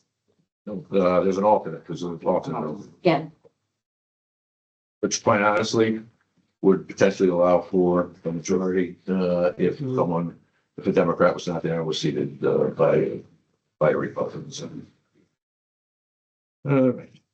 which could be the case in a lot of instances, so, anyway. Okay, we're on to request for use of town property. 14.1, request from Elsa Green for a noise ordinance variance, July 25th, I'm assuming 2026. Is there a motion So moved. and a second? Any comments or questions? Hearing none, let me try your minds. Selectman Federici, Aye. those in the room? Aye. Aye, that motion carries. 14.2, request by Alex Inc. to use the green for a Guilford Pride event, May 16th, 2027. Is there a motion? So moved. A second? Second. Any comments or questions? Let me try your minds. Those in favor, Selectman Federici, and in the Aye. room? Aye. Everybody good? 15 committee reports, anything? No, I just know that the Affordable Housing Commission, is meeting tomorrow. And there's a letter drafted to come to this board supporting the connection with the town of Guilford. And I can't remember the official name of the group that wants to help us with developing more affordable housing. Open communities. Open communities. Right. So I presume that'll be on the agenda for the first meeting in July. Yeah, I like. I mean, the letter will be presented. Right. And I believe the planning and zoning and affordable housing are having a joint meeting tomorrow. Is that tomorrow? No, it's today at 1:12. Today. There's a meeting today It's on the calendar for somewhere. one of those site selection, the grant that Ann was Yes, managing. yeah, for the property. Yeah, I values. was planning to go, except my refrigerator's been broken for 4 days and the repairman is coming, so I'm a little caught. It's not fun, believe me. That does not sound good. Oh, it has not been good. Is that meeting here or in this room? Because Oh, you could that's a zoom, good you question. could zoom it. Oh, I could. Yes, Yeah, unless it- affordable housing is always, always. yeah. I'll have to call you. I'll see if I can. I mean, the repairmen are gonna be there right at the moment of the meeting, so I may not be able to, but I'll try my best. There's other, AHC people that are gonna go. Yes. So, We had a sign on the green item on here. Oh, okay, Free. yeah. Oh, yes. We have to add that, right? It's on the agenda. But it wasn't on Yes. the one that was published. Oh, okay, I see. All right, the one that was published, so we do have to add that, Okay. so. Get the, actually, all right. Okay. All right, is there a motion to add the request for the use of town property by the Nest to place a sign on the green advertising its business? Yeah, I have a question about it, but I'll second, I'll make the motion. Second. A second. I'm gonna suggest that it's a business advertisement, has no business happening, which is. And it's also in Brantford. Uh, I just looked it up. Nest isn't, I thought the Nest was right There's, on the hairdressing place. No, Oh, this is a. this is a daycare. School in Bradford. And it's a preschool and yeah, and the Nest, and I looked, and she lives in Brantford, the person applying, but we've had that before where people are connected to things from Guilford from other towns, but Wow. this is, she says no event, just want to advertise our program. No, that's. So I don't think it's appropriate. All right, so that motion fails as it is inappropriate use of the green. All right, back to committee reports. I'm done. Yeah, oh, well, the TAP committee is meeting too, but Oh, I may miss that as well because of the refrigerator. Pam Gary is gonna take it over for me today, I love it. so we will meet. Correspondence.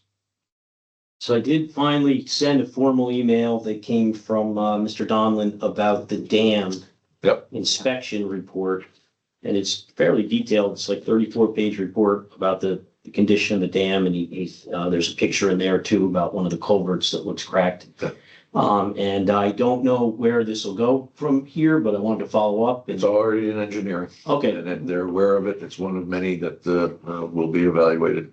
And she is, Janice, is she, I'm sorry. Janice is fully aware of it and it is part of their longer term program. If it were deemed to be a significant liability or in danger of collapsing, it would have been dealt with at this point. okay. And then there's another mail from Mr. Jagalski about the drag queen readings for children. So I don't know if you guys saw that, but I got some copies here if you'd like. Don't bother. That doesn't interest me at all. It's not our business to take up. It's the library's business. And you guys are trying to make people are trying to make a political statement of this. I followed some of it on social media, not social media, my own email, because I was subjected to some of the vitriol that was being spewed about this event. And I have no interest in seeing this document, so. So you are aware though that this was at the public library, right? But Yeah. drag queen story. It was copied reading. to, BOS, BOE, and BOF from Mr. Holman. We all got it. Yeah, Many emails. and this was recommended for ages 5 to 8. It was offered, To parents. and if parents wanted to sign their child up for it, they could choose. And they do had to that. be present. So it was not just a drop-in program for anybody. It was a pre-registered program if you chose to go.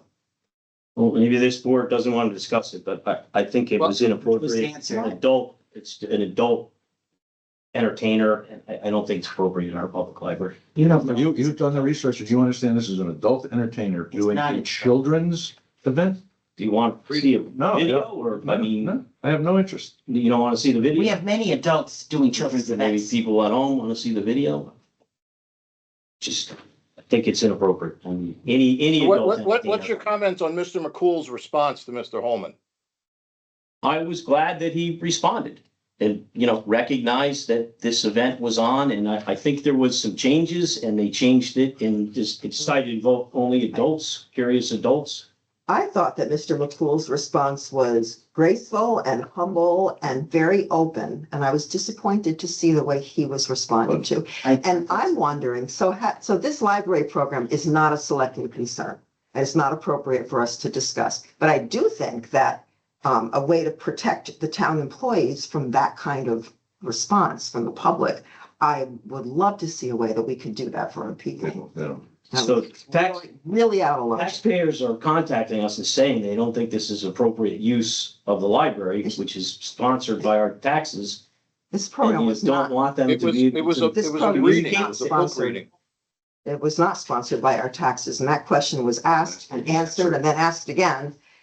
Not paid for by tax money, not paid for by. And he also, the email to Rob McCool was incorrect. And so at one point, somebody who was blindly copied on it that we don't see called him a coward because he hadn't answered. He said, oh, he's a coward, meaning the library director, when he hadn't answered because I finally forwarded him the emails because I realized he wasn't getting them. I wasn't privy to that particular email, but. Oh, you got it. You got it. It I was want right there. people to discuss these It was issues civilly, but he's there's a coward. lot of people who contacted. I'll tell you that. Said they thought this was inappropriate use of taxpayers. You just go back to the emails, the he's a coward is right there by somebody who didn't identify themselves, just saying, oh, he's a coward because he didn't answer the email. Okay, the So if one you wanna I start on this, John, formally then we got can start on was from this one I'm sharing. But, I don't know which one says that. Who was that from? John Jagosi. Jagelski. He's making a case for getting appointed to some board. And he sent that to you in your capacity as a selectman?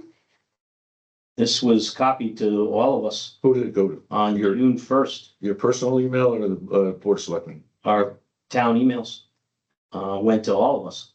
I didn't see it I read everything that came and I don't remember John Jagelski's. on this issue. Do you want a copy of it? I have it right here. Sure. Anybody else want a copy? You could leave it or leave it for Brandon. I'll get it in my mail slot. It should be in your mail slot already.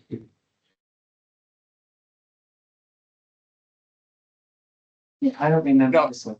I probably read them all more than once, believe me. All right, old business. New business. Public forum. Deb, come on.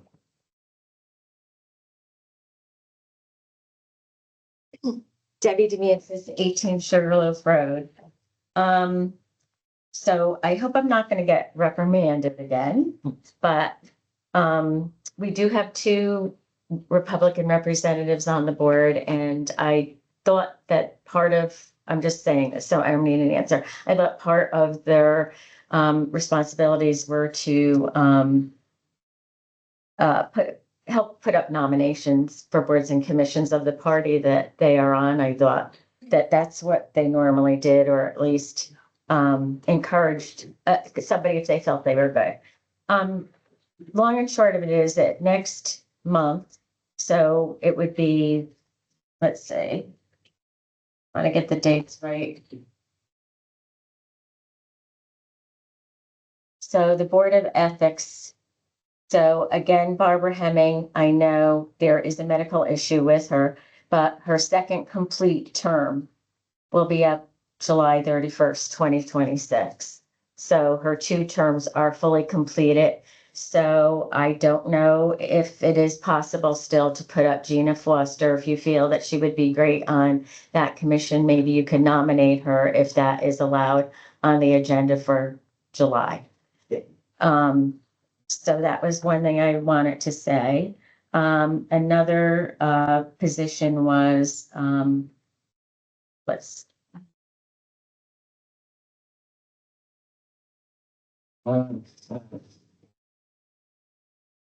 guess I will ask our Board of Selectmen people how they interact with boards and commissions, because I'm kind of confused. So I guess I'll do that outside of Maybe here. with the process or? No, not with the process. I understand it's up to the Board of Selectmen to put the agenda together. I guess, when John is just questioning, oh, I know, I did have someone else. It was Svetlana. So Svetlana Golitz, we did try to nominate her for the Board of Assessment Appeals. And I just wanted to mention that we were nominating her in place of Kimberly Brockett. And her term was up, I believe, July 1st, 2025. Again, let me try to get that. And sometimes we follow our charter and sometimes we don't. So I don't know when we're going to follow it and when we're not. But in the charter, it does speak to the fact that when someone has completed 2 terms and they're done with their term, that position should be filled within 120 days. So it was 134 days as of yesterday that position was not filled. And Kimberly Brockett did resign. So that is an open position. So I think I just wanted to make you aware of that. And again, things change. So I would just like to make you aware of that. And that would be on the Board of Assessment Appeals, I believe. Yep. Yes, the Board of Assessment Appeals. And sorry, Kimberly Brockett's term was up 2/1/2026. So I did count the days and it was 134 days as of yesterday. So in our charter, it does say that it could be filled within 100 or something to the effect of the Board of Selectmen shall by appointment fill any vacancy, which it is a vacancy on the board or commission authorized by this chapter within 120 days after the occurrence. So again, I don't know when we're going to follow and when we're not going to follow our charter. But I wanted to bring that up. I need to stop there. That's it. We follow the charter all the time. The charter has gray areas in it, particularly as it relates to state statutes overriding. Right, and that's when I don't know. Okay. Yeah, I'm being. Please use a different term that you are suggesting. We do not follow the charter. We do not. Okay, but I will say that in the charter, it did say, okay, that someone after 2 full complete terms, 8 years, Right, should go off for a year and then go back on. And when I suggested that with Ken Wilson at the time, I was told that you were able to make the decision to have him continue, Absolutely. not continue. Exactly. And I did not know of the state could overtake. So it's a learning experience for me. Okay. So if I don't bring it up, I don't know.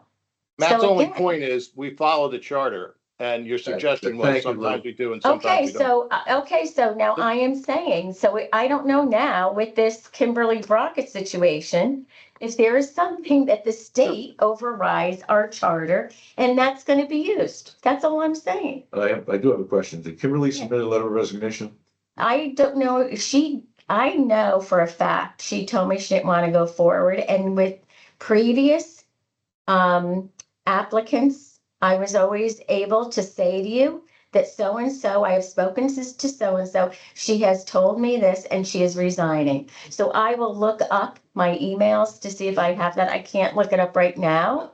So I will look that up. Do it formally if she hasn't already. Okay, so everybody should do it formally. Everyone. So, yeah, Okay. that's the act of resigning. Right, yes, but I don't think that always happens, so that's why I'm asking.